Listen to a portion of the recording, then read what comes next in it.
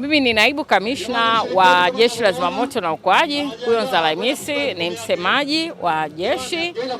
Leo hii tuko hapa Sabasaba, tunashiriki maonyesho ya kimataifa ya kibiashara ambayo yametimiza miaka 50, na kwa kifupi kabisa tunapenda kutoa shukurani kwa serikali yetu inayoongozwa na Amiri Jeshi Mkuu Dr. Samia Suluhu Hassan kwa mambo makubwa ambayo wametufanyia sisi kama maafisa na askari, lakini kwa mapinduzi makubwa ambayo yamefanywa katika kuleta maendeleo makubwa na ya kiusalama kwa wananchi.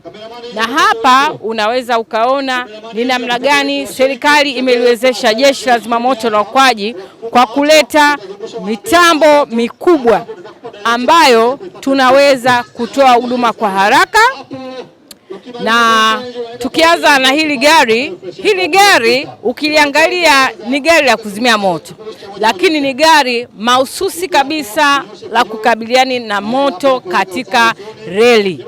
Kwa maana hiyo basi, hili gari kulikuta hapa, tumekuja kuwaonyesha na kuthibitisha kwa wananchi kwamba hata mradi wetu wa treni inayoenda kasi kwa maana ya SGR iko salama, kwa sababu pahali popote watakapohitaji msaada sisi tutaweza kuwafikia. Na unaweza kuona mbele ya haya matairi ambapo kwa chini hapa hizi ni reli.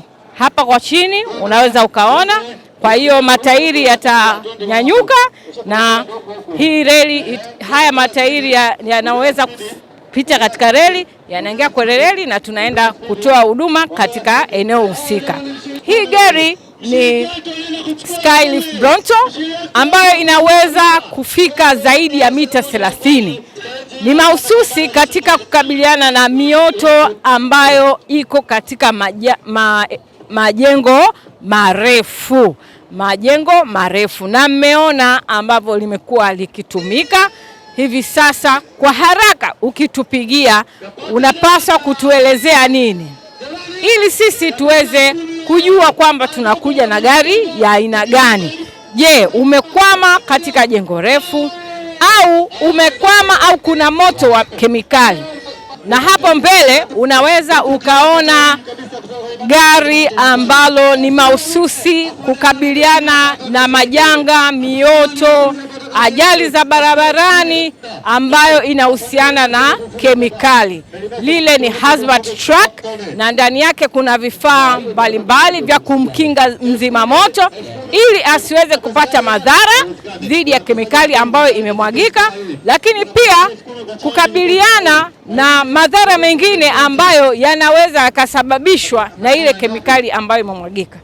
Lakini wananchi wameendelea kushangaa na kufurahia kuona namna gani ambavyo serikali imeendelea kuiwezesha Jeshi la Zimamoto na Uokoaji.